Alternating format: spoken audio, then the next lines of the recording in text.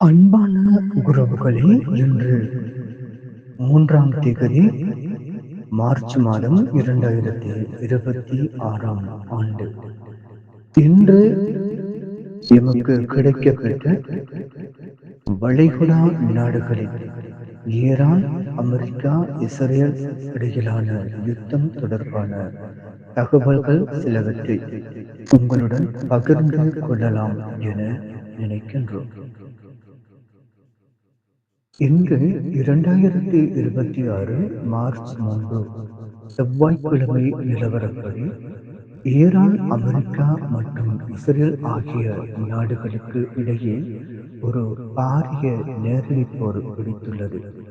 கடந்த சில தினங்களாக நிலைமை மிகவும் மோசமடைந்து வருகிறது. இன்றைய நிலவரத்தின் படி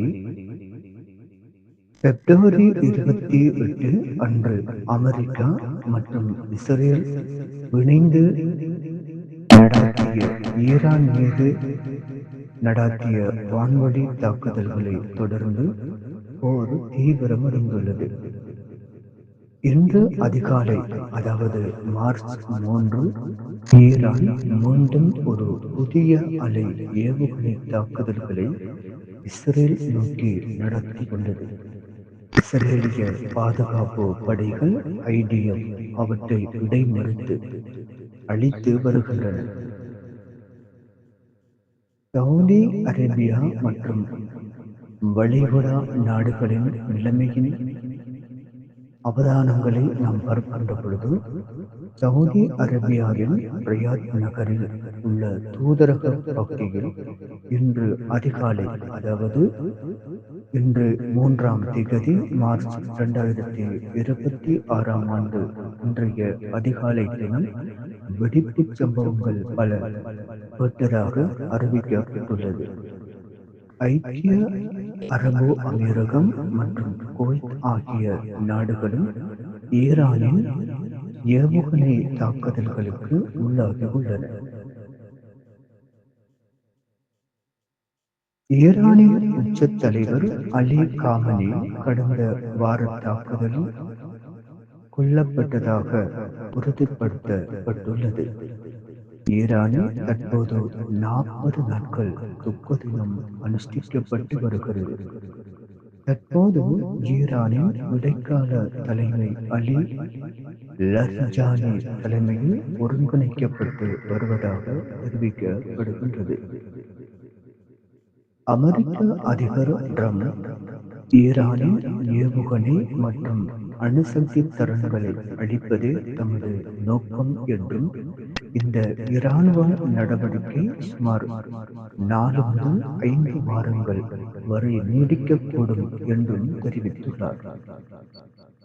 சுமார் 12 மத்திய கிழக்கு நாடுகளில் உள்ள அமெரிக்க பிரஜைகளை உடனடியாக அங்கிருந்து வெளியேறுமாறு அமெரிக்க இராஜாங்க திணைக்களம் உத்தரவிட்டுள்ளது. ஈரானில் இதுவரை சுமார் 550க்கும் மேற்பட்டோர் கொல்லப்பட்டுள்ளதாக தகவல்கள் கூறுகின்றன.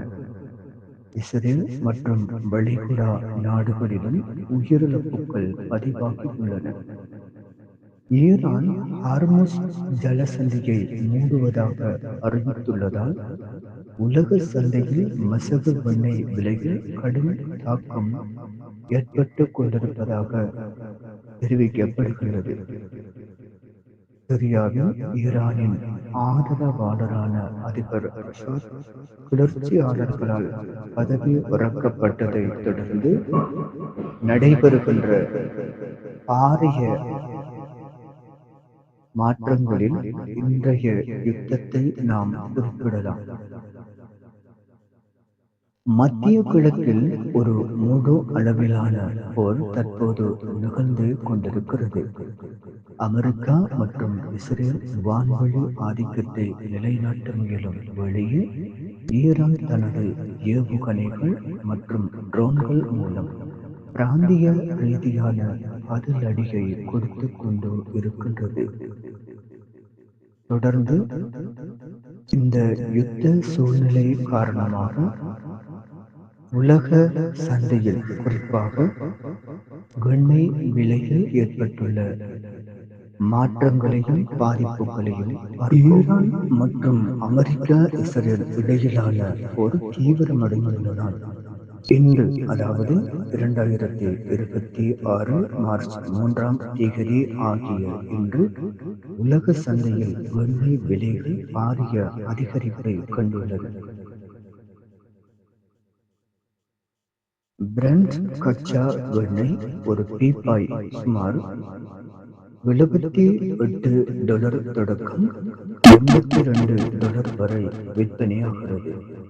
இன்று காலை வர்த்தகத்தில் இது சுமார் 7% முதல் 12% வரை சடாரென உயர்ந்துள்ளது.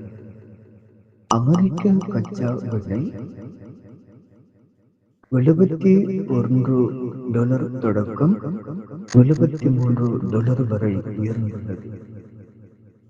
ஹார்மஸ் ஜலசந்தி உலக எண்ணெய் விநியோகத்தில் சுமார் 20% இந்த பாதை வழியாகவே நடைபெறுகின்ற நிலைமையில் ஈரான் இந்த பாதையை மூடுவதாக மிரட்டல் விடுத்துள்ளதால் சந்தையில் பெரும் அச்சம் ஏற்பட்டுள்ளது.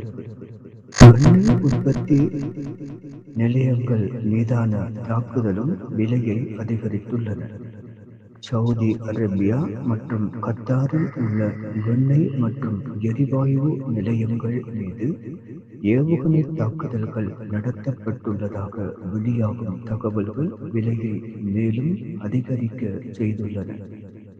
போர் சூழல் காரணமாக கடலில் பயணிக்கும் எண்ணெய் தாங்கி கப்பல்களுக்கான காப்பீட்டு கட்டணம் பல மடங்கு அதிகரித்துள்ளமையும் எண்ணெய் விலையின் அதிகரிப்பை ஏற்படுத்தி உள்ளது.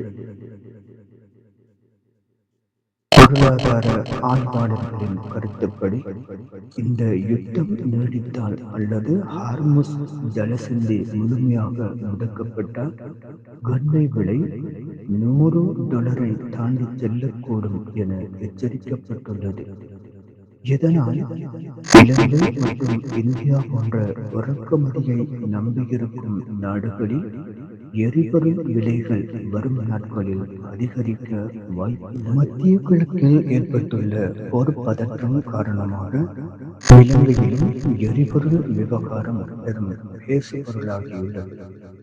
இன்று 3 மார்ச் 2026 ஆண்டாம் தேதியின்படி இலங்கையின் நிலைமை மாற்றமடைந்துள்ளதனை நாங்கள் அவதானிக்கலாம்.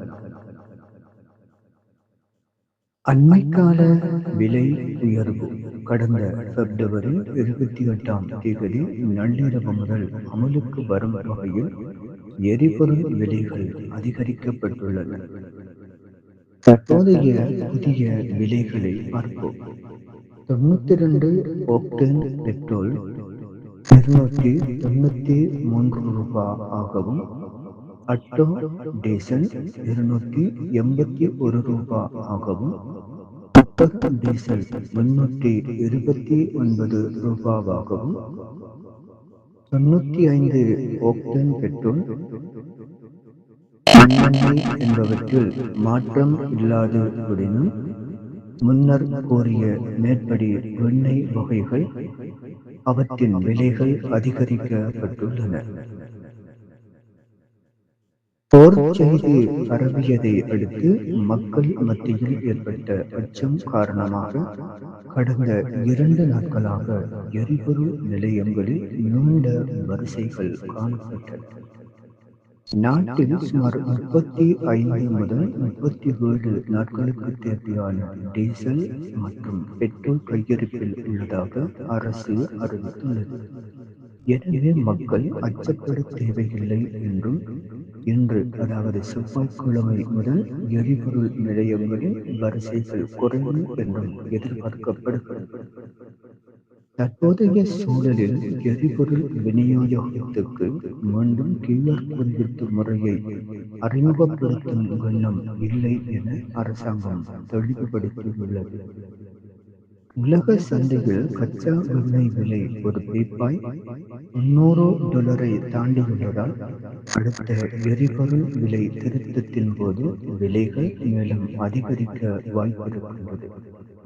எரிபொருளை பயன்படுத்தி மின்சாரம் தயாரிக்கும் செலவு அதிகரிக்கப்படுவதனால் எதிர்காலத்தில் மின்சார கட்டணங்களிலும் மாற்றங்கள் ஏற்படலாம். வான்பரப்பு மூடப்பட்டதால் மத்திய கிழக்கு நாடுகளுக்கான ஸ்ரீலங்கன் ஏர்லைன்ஸ் தனது பல விமான பயணங்களை இன்று ரத்து செய்துள்ளது.